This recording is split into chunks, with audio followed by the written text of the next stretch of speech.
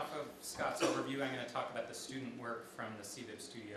As Scott mentioned, for most of the semester, students worked simultaneously on two design projects on the elements and the building strategies. So in phase one, they were working individually and designing an element. So these are approximately 30 elements, one designed by each student.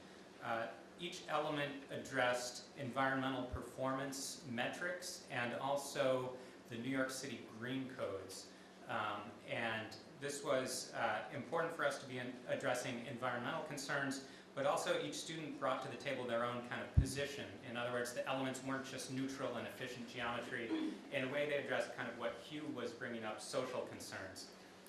Here are a few examples of the parametric ranges of the elements. Each element was designed in CATIA, and it had a series of inputs and outputs, upper and lower bounds for the types of minimum and maximum conditions that they could be. One example is called an open air canopy, and in this case a student designed a steel frame with ETFE panels.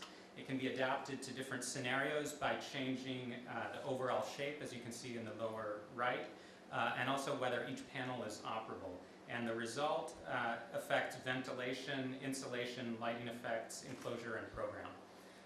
At the same time, each student published a user manual so that other students and potentially people in the future could know how to reuse the design intelligence that they were creating. So this is basically a kind of step-by-step document for how people might be able to control and use the elements. Many of the students found it helpful to develop a kind of low resolution layer and also a high resolution layer of the elements so that it could be applied at a kind of large scale in a low resolution, but also could be kind of turned on and you could deal with more of the details of the element as well. So in phase two, as Scott already described, we introduced the buildings, and students worked in small groups, selecting several elements from the catalog of about 30 elements and applying them to comprehensive building strategies. Here's one example of a building strategy for the Sterrett-Lehigh building in Chelsea in New York. And this building, the students observed, was enormous with very large floor plates. It had some severe limitations on occupation. It had a limited amount of internal light. So they developed a building strategy that involved applying, in this case, 7 different elements from the catalog of 30 elements. And the elements are listed at the bottom here. And the strategy was designed to address the green codes as well as to other kind of social concerns that the students had for the building.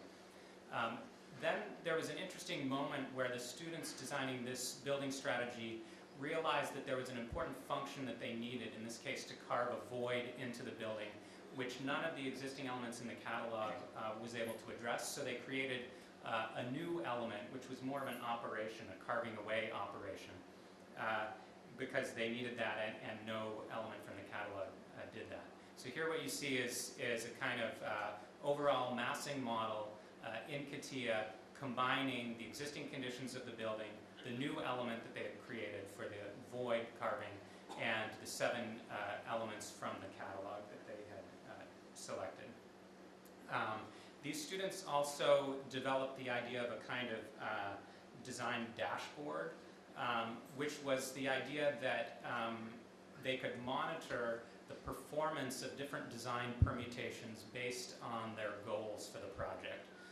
So you see 2 different versions of ways that they could tell what the performance would be when they would change the inputs, the effect on the outputs of changing the inputs. Here's a different building, mainly focusing on a new kind of building envelope in which changes in the building skin perform differently according to various needs, including circulation, which they did on the exterior of the building skin.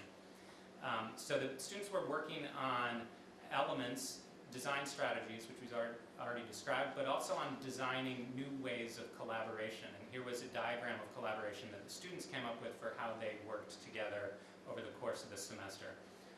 Much of the collaboration and exchange happened not only in the CATIA models, but also on the school website.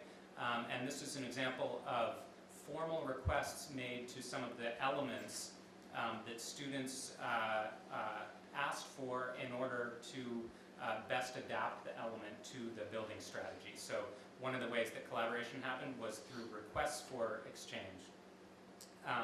The students also began to explore what the impact would be, the broader impact citywide for deploying these elements and building strategies across the city.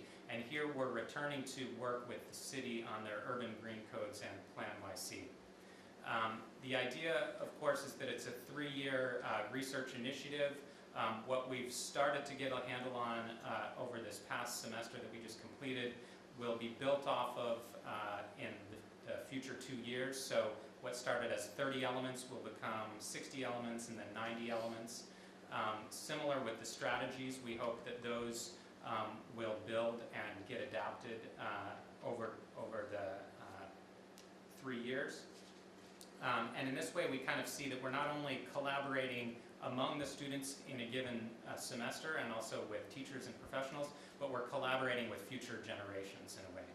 And the real, I guess, hypothesis or even aspiration for the studio is that we could be developing and publishing units of design intelligence that might be reusable or shareable with others, both other schools but also other people in the profession, in the industry.